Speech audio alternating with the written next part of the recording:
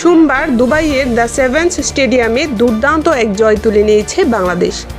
নেপালের বিপক্ষে একতরফা ম্যাচে ব্যাটে বলে দাপট দেখিয়ে সহজ লক্ষ্য অনায়াসেই টপকে যায় টাইগার যুবারা।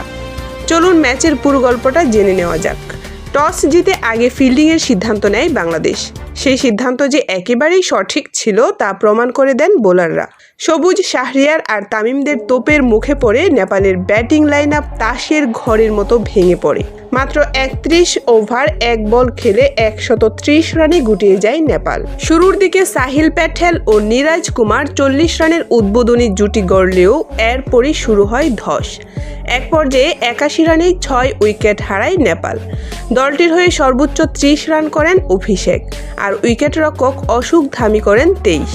বাংলাদেশের হয়ে মোহাম্মদ সবুজ নেন ৩ উইকেট, শাহরিয়ার আহমেদ ও আজিজুল হাকিম নেন ২টি করে উইকেট।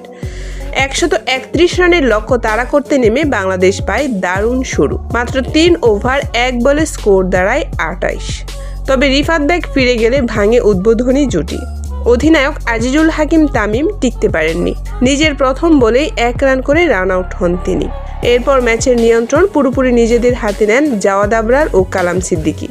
তৃতীয় উইকেটে ১১৫ বলে ৯২ রানের বিশাল জুটি করে ম্যাচ এক প্রকার শেষ করে দেন এই দুজন। ৬৬ বলে ৩৪ রান করে কালাম ফিরলেও জাওয়াদ আবরার অপরাজিত থাকেন ৬৮ বলে ৭০ রান করে।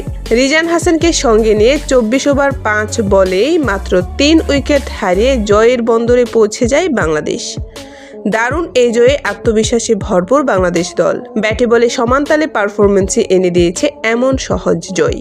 সামনে আরও কঠিন ম্যাচ, আর এই ছন্দ ধরে রাখাই এখন বড় চ্যালেঞ্জ। এই ছিল নেপালের বিপক্ষে বাংলাদেশের দাপুটে জয়ের গল্প।